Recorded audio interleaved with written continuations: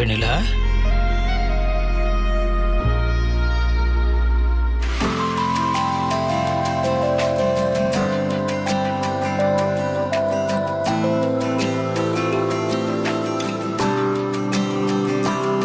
இந்த டேபிள் விட்டுற. என் பேண்ட்டை சுரண்டி எடுத்துட்டு இருக்கிற. என்ன வார்த்தைக்கு 300 தடவை முத்துமாமா முத்துமாமா மூச்சு விடாம பேசிட்டு இருப்ப, சத்தமே காணும்.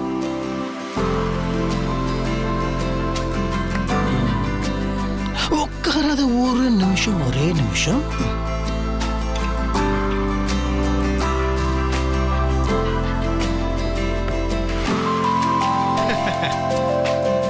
பூ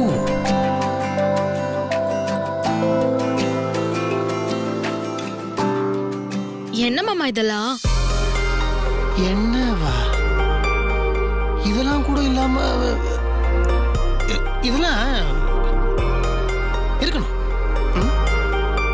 அது அது என்ன பண்றது, நேத்து வீட்டில் நடந்திருந்தா அது அலங்காரம்லாம் பண்ணியிருந்தாங்க. அது ஒரு வேற ரேஞ்சில் இருந்து மேலே இருந்து பூலை தொங்க விட்டுருந்தாங்க. அது கடைசி நேரத்தில் நான் தான் கொஞ்சம் மைண்ட் டிஸ்டர்ப் ஆகி சொதப்பிட்டேன். அந்த அளவுக்கு பெரிய பட்ஜெட்டாக இல்லைன்னா கூட ஏதோ என்னால் முடிஞ்ச அளவுக்கு லைட்டா அப்படி பூலாம் போட்டு பேத்துவோம். அது என்ன மல்லிப்பூட ஸ்மெல்லு என்னமோ பண்ணல. ஒரு பக்கம் மல்லிப்பூ ஸ்மெல்லு, இன்னொரு பக்கம் சிரிப்பு, ரெண்டும் சேர்ந்து ஆளு தூக்குது. எப்படி இதே மாதிரி சிரிச்சுட்டு சந்தோஷமா இரு, அது போதும். நீ கூட இருந்தா போதும் முத்து மாமா. நான் எப்பவும் இப்படிதான் இருப்பேன். நான் எங்க போறேன், உன் கூட தான் இருக்க போறேன். அப்புறம் என்ன? ஆனா ஒண்ணு விடல, நான் சொன்ன ஒரு வார்த்தைக்கு மரியாதை கொடுத்து உன் ஆசையெல்லாம் உன் மனசுக்குள்ளேயே வச்சுக்கிட்டு அப்படியே அமைதியா அதை வெளியே காட்டாம அப்படியே இருந்துட்டே பெரிய விஷயம். நானும் நீயும் புருஷன் பொண்டாட்டியா இருந்தாலும் நம்ம மற்றதுலாம் நம்ம 2 பேருக்குள்ள எதுவுமே நடக்கலன்றது நம்ம 2 பேருக்கு மட்டும்தான் தெரியும். ஏன்னா நீ எதுவுமே வெளியே காட்டிக்கல, எதுவுமே காமிச்சிக்காம நீ அப்படியே சந்தோஷமா இருந்துட்ட. அதான் உன் பக்குவம். சத்தியமா சொல்றேன், நான் உன்னோட வயசுல பெரியவன் தான். ஆனா உனக்கு இருக்கிற பக்குவம் எனக்கு இல்ல. பேசாம இரு முத்து மாமா. என்ன நீ என்ன ரொம்ப ஓவரா புகழ்ந்துட்டு இருக்க? புகழலாம் இல்ல, உண்மையதான் சொல்றேன். இப்ப நான் உன்னை புகழ்ந்து என்ன ஆக போகுது? அதெல்லாம் ஒண்ணும் இல்ல. ஆனா ஒண்ணு எவ்வளவு நல்ல மனசு இருக்கு உனக்கு. இது ஏன் சித்திக்கும் ஸ்வேதாக்கும் மட்டும் புரிய மாட்டேங்குது? அவங்க மட்டும் இதை புரிஞ்சுக்கிட்டாங்கன்னா ஒரு பிரச்சனையும் இருக்காது. ஆனா ஏதோ பிடிவாதமா இருக்காங்க. அது சரியாயிடும், நம்புவோம். நீ பொக்கிஷம், எனக்கு கிடைச்ச பொக்கிஷம். ஆனா கொஞ்சம் ஏமாந்துருந்தனா கை நழுவி போயிருப்ப. நல்ல வேலை, கரெக்டான நேரத்தில் அந்த கடவுள் இந்த பொக்கிஷத்தை என் கையில் கொடுத்துட்டாரு.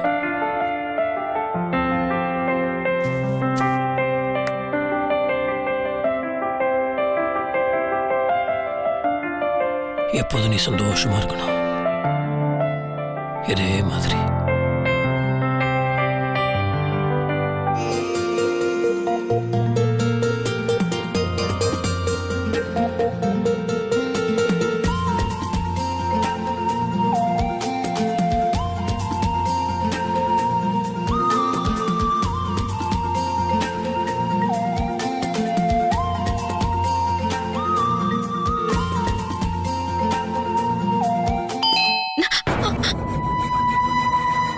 நீயும் பயந்து என்னையும் பயமுறுத்தி ஏன்? ஒரு நிமிஷம்.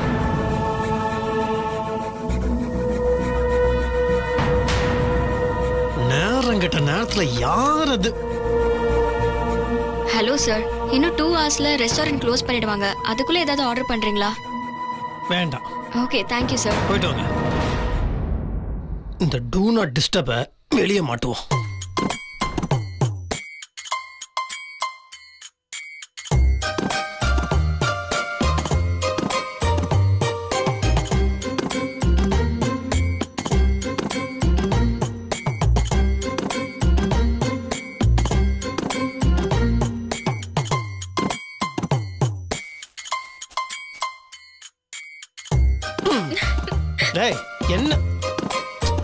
நில்லு நில்லு நில்லு நில்லு நில்லு. என்ன உன்னை தவிக்க விட்டனால இப்ப டேபிளை சுத்தி சுத்தி ஓட விடுறியா?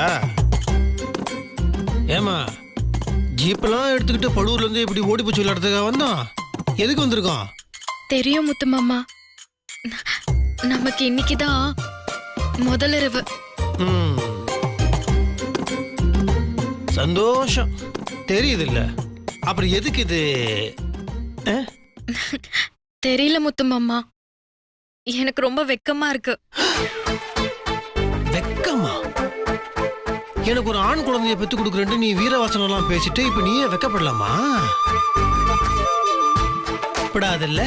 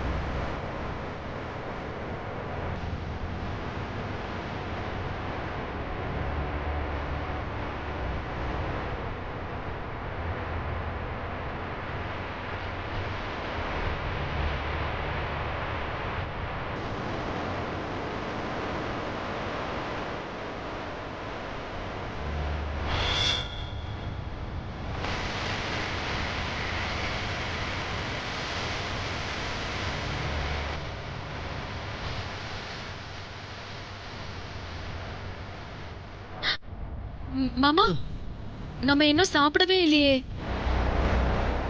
உனக்கே இது ரொம்ப ஓவரா இல்ல? இந்த நேரத்தில் கூட சாப்பாடை பத்தி தான் பேசுவியா? சாப்பிடலாம், அதுக்கு முன்னாடி. ஐயோ, இன்னைக்கு மொத்தமா நீ வேற மாதிரி பேசுற முத்து மாமா. ஆமா, எனக்கே தெரியுது. மொத்தமா மாறிட்டான்.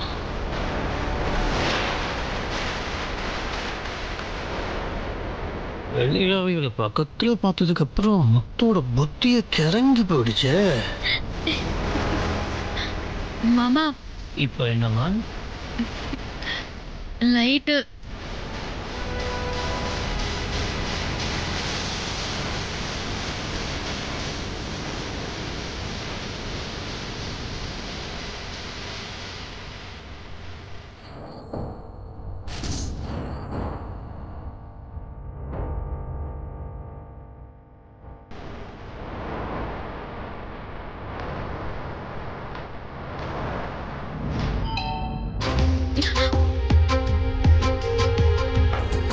இப்ப யாரு?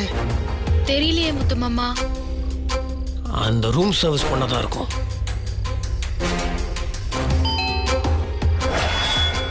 சிவ பூஜையில கரடி பூந்த மாதிரி அந்த பொண்ணு சொதன்னு சொதப்பிட்டு இருக்கிற. அந்த பொண்ணுக்கு இப்ப என்னதான் பிரச்சனை? அந்த பொண்ணு மறந்து திருப்பியும் தட்டி அடிச்சு போல இருக்கு. இப்ப சத்தமே காணோம். கரடி திருப்பி வரதுக்கு முன்னாடி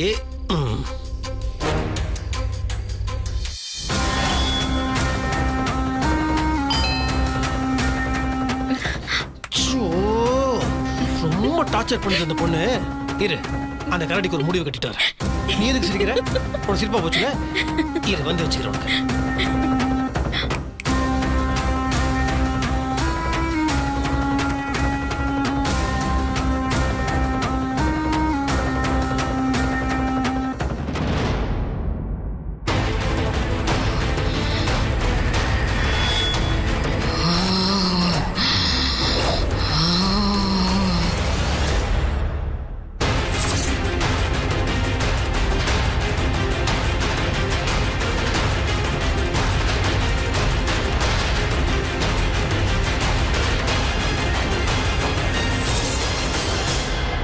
என்னைக்குமே இந்த மந்திரம், தந்திரம், மாந்திரீகம் இது அத்தனையுமே நல்ல காரியங்களுக்கு பயன்படுத்துறவங்களுக்கு ரொம்ப பெரிய சக்தியா இருக்கும்.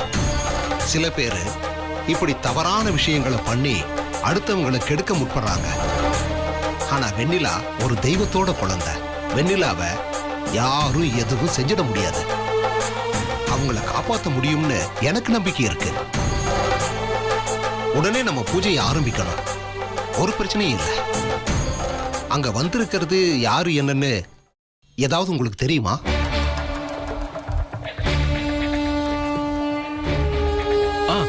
விஸ்வநாதன் நம்பூதிரிகள் சாமி.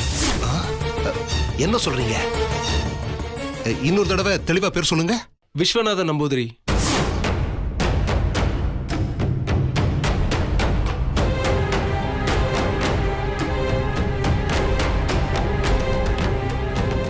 அவரா? அவர் கூட எப்படி போட்டி போட முடியும்? என்ன சாமி, என்னாச்சு? அவர் ஒரு மலையாள மாந்திரீகவாதி.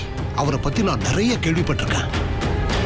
மலையாள மாந்திரீகர்கள்ல முதன்மையான ஆளு அவருதான். இந்த மாந்திரீகத்துல ஒரு மந்திரத்துக்கு சக்தி வர வைக்கிறதுங்கிறது சாதாரண விஷயம் கிடையாது.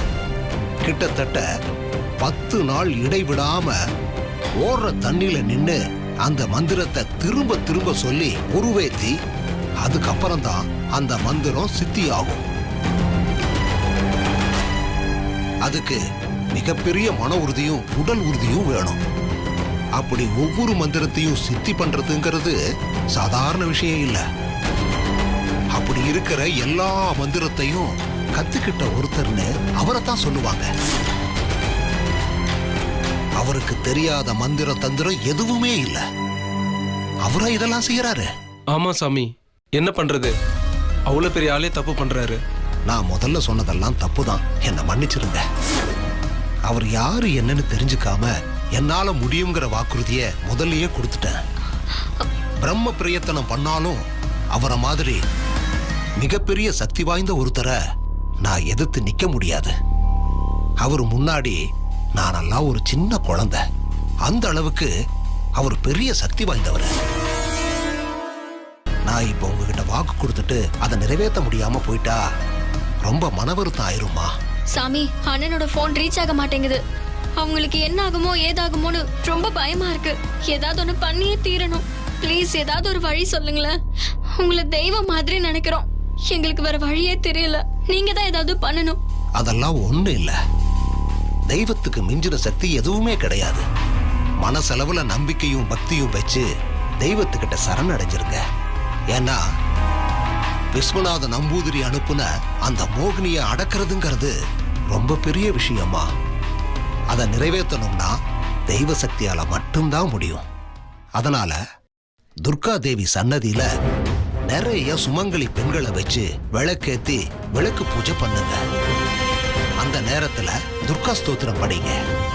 துர்கா தேவி அத்தனையும் சரி பண்ணுவா. இந்த ராத்திரி நேரத்துல நிறைய பெண்களை எப்படி ஏற்பாடு பண்ண முடியும்? அதை தவிர வேற வழியே இல்லம்மா. எனக்கும் வேற வழி தெரியலம்மா. நீங்க பண்ணி பாருங்க. இதுக்கு மேல எனக்கு என்ன சொல்றதுன்னு தெரியல. பரவாயில்ல சாமி. இங்க பாரு ஜனனி, அண்ணனையும் அண்ணியும் காப்பாத்தி தான் ஆகணும். அதை தவிர வேற வழியே இல்ல. கண்டிப்பா ஊர்ல இருக்க அத்தனை பேரும் உதவி செய்ய முன் வருவாங்க. நேரங்காலம்லாம் இப்ப பார்க்க முடியாது. எப்படியாவது இந்த பூஜையை நடத்தி முடிச்சு அண்ணனையும் அண்ணியும் காப்பாத்தி ஆகணும். அது ஒண்ணுதான் இப்போதைக்கு முக்கியம். உடனே வாங்க போலாம். ரொம்ப நன்றி சாமி. சரிங்க ஐயா, வரோம் சார். நல்லது.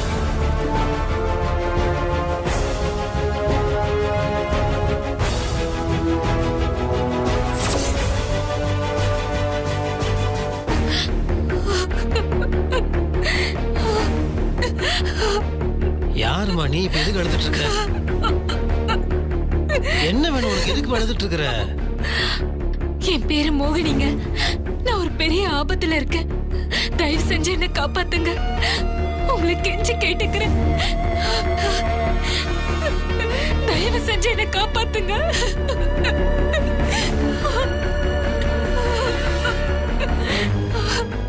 மாமா, எதுவா இருந்தாலும் உள்ள கூட்டிட்டு போய் பேசலாம். உள்ள வாமா.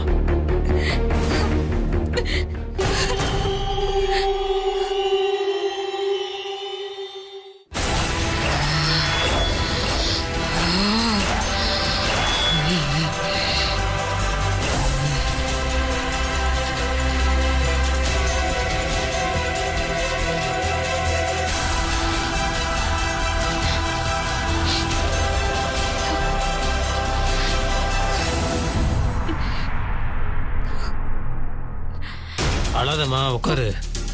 உட்காருங்க. கொஞ்சம் தண்ணி கிடைக்குமா? ம்.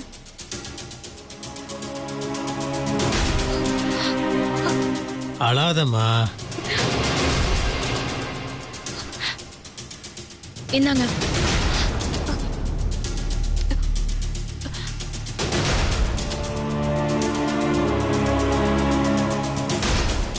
அம்மா, பயப்பட வேண்டாம்மா. எதுவா இருந்தாலும் பாத்துக்கலாம். என்ன நடந்துச்சுன்னு என் மாமா கிட்ட சொல்லுங்க.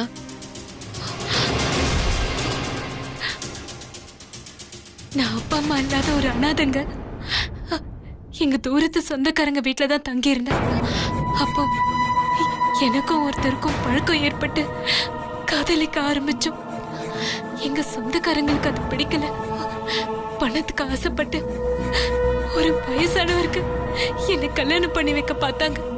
அதுவும் அவருக்கு 3ஆம் தரமா. அந்த ஆளுக்கு ஏகப்பட்ட பண பலமும் அரசியல் செல்வாக்கும் இருக்கு. அதனால எங்களுக்கு எதிர்த்து நிக்க சக்தி இல்லாம நானும் அவரும் வீட்டுக்கு தெரியாம ஓடி போய் கல்யாணம் பண்ணிக்கிட்டோம். 2 வருஷமா எந்த பிரச்சனையுமே இல்ல. சந்தோஷமா தான் குடும்பம் நடத்தணும். இப்ப திடீர்னு அந்த ஆளோட கண்ணுல நாங்க பட்டுட்டோம். என் புருஷன் வேலைக்கு போன சமயத்துல அவரோட ஆட்களோட வந்து என்ன தூக்கிட்டு போறதுக்காக பார்த்தாங்க. நான் தப்பிச்சு ஓடி வந்துட்டேன். ஆனா அவங்க என்னை விட மாட்டாங்க. எப்படியும் என்னை தேடி கண்டுபிடிக்க தான் பார்ப்பாங்க. நான் என் புருஷனுக்கு தகவல் கொடுத்திருக்கேன். அவர் எப்ப எந்த நிமிஷம் வேணும்னாலும் இங்க வந்துருவாரு. அவர் வந்ததும் நான் கிளம்பி போயிடுறேன். அது வரைக்கும் தயவு செஞ்சு எனக்கு அடைக்கலம் கொடுங்க.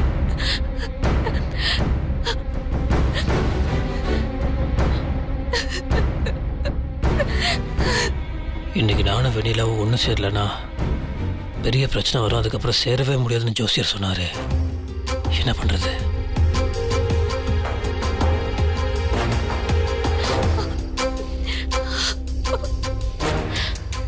தயவு பண்ணி யோசிக்காதீங்க. நான் உங்களை தான் மலை மாதிரி நம்பி இருக்கேன். எனக்கு தயவு செஞ்சு உதவி பண்ணுங்க. சரி சரி, நீ முதல்ல அழுறது நிறுத்துமா. இல்லை இப்போ நீ சொல்றதெல்லாம் பார்க்கும்போது நீ போலீஸ் ஸ்டேஷன் இருக்க தான் சேஃப்னு தோணுது. வெண்ணிலா, நம்ம 2 பேரும் போய் இவங்களை போலீஸ் ஸ்டேஷனில் ஒப்படைச்சிட்டு வந்துடுவோம். அவங்க பார்த்துப்பாங்க. ஐயோ, வேண்டாங்க வேண்டாங்க, தயவு செஞ்சு வேண்டாங்க. ஏமா? அந்த ஆளுக்கு அரசியல் செல்வாக்கு நிறைய இருக்கு. அந்த கிழவனோட ஆளுங்க அங்கேயும் நிறைய பேர் இருப்பாங்க. நான் அங்க போனேன்னா என்ன உடனே அவங்க அந்த ஆள் கிட்ட ஒப்படைச்சிருவாங்க. உங்களை தெய்வமா நினைச்சு கேட்டுக்கிறேன். உங்க கையில தான் என் வாழ்க்கையே இருக்கு. தயவு செஞ்சு என்ன காப்பாத்துங்க. இன்னும் கொஞ்ச நேரத்துல என் புருஷன் வந்துருவாரு. தயவு செஞ்சு யோசிக்காதீங்க. என்னை காப்பாத்துங்க. என்னை காப்பாத்துங்க. முதல்ல எழுந்துருங்க. அழாதீங்க, பயப்படாதீங்க, தைரியமா இருங்க. முதல்ல உட்காருங்க.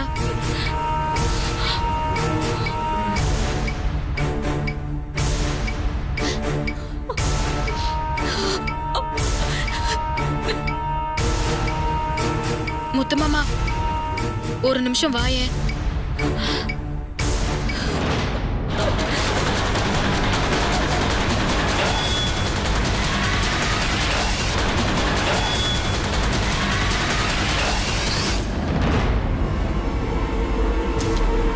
என்ன சொல்லு? முத்துமாமா, அவங்கள பார்த்தா பாவமா இருக்கு. அவங்களுக்கு இருக்கிற பிரச்சனை தீர்ற வரைக்கும் இங்கேயே இருக்கட்டும் முத்துமாமா. அதான் யாரோ வந்துருவாங்கன்னு சொல்றாங்கல்ல. அதெல்லாம் சரி, ஆனா நம்ம சூழ்நிலையே அப்படி இப்படின்னு இருக்கு. இப்ப எப்படி? இங்க பாரு முத்துமாமா, நம்ம மத்தவங்களுக்கு நல்லது நினைச்சா நமக்கும் நல்லதுதான் நடக்கும். அப்படிலாம் கடவுள் நம்மள கைவிட்டுற மாட்டாரு. நீ ஒன்னும் மனசு வருத்தப்படாத, எல்லாம் நல்லபடியாவே நடக்கும். 4 பேர் நல்லா இருக்கணும்னா என்ன வேணா பண்ணலாம். பெரிய நாயன் கமல் நினைப்பேன். வா.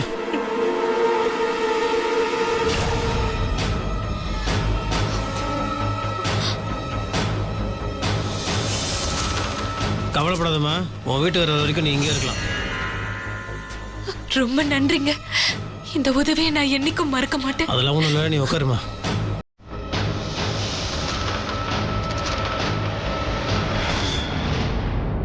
என்னங்க நீங்க சாப்பிட்டீங்களா?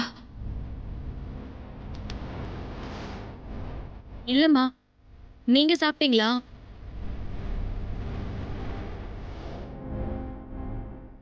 சொல்லுங்கம்மா. இல்ல, நான் இன்னும் சாப்பிடல. அவங்க என்ன கொலவெறியோட துரத்துனதுல எனக்கு பசி தூக்கம் எதுவுமே தெரியல. இங்க பாருங்கம்மா, வெறும் வயித்தோட இருக்க கூடாது. நாங்களும் இன்னும் சாப்பிடல. இங்க ஹோட்டல் இருக்கு, போய் சாப்பிடலாம். அது ஹோட்டல் இல்லை, ரெஸ்டாரண்ட். சரி முத்துமாமா, அதெல்லாம் எனக்கு வாயில வராது. நீ ஏதோ சொல்றியே ரெஸ்டாரண்ட், அங்கேயே போலாம். இது ஹோட்டலே பரவாயில்ல.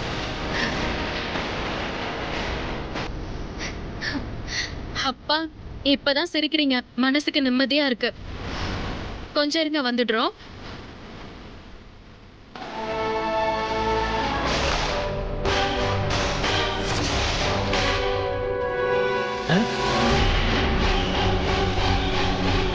இது இதுக்கு தான் வந்தியா? இல்ல மாமா, பணம் வேணும்ல, பர்ஸ் எடுத்துட்டு வா. புத்திசாலி, அது ரூம் வெளியே போட்டுவாங்க. ரெஸ்டாரண்ட் கூட்டிட்டு போறீங்களா? உங்களுக்கு மிகப்பெரிய விருந்து காத்துட்டு இருக்கு. போலாம் போலாம்.